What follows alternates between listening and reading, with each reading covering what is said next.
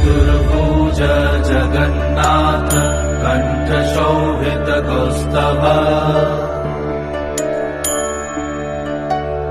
Padmanabha Vedgarbh चन्द्रशूय विलकना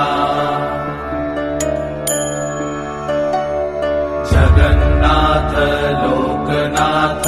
नीलाद्रीश परहरि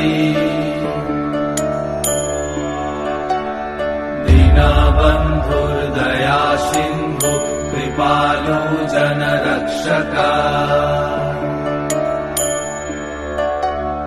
कम्बुपाणि Chakrapani Padmanabha नरत्तम्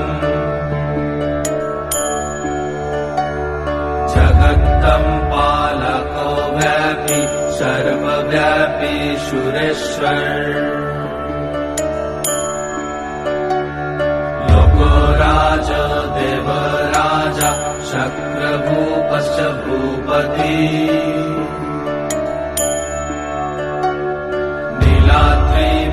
नीलाद्रिपतिनाथश्च अनन्तपुरुषोत्तमा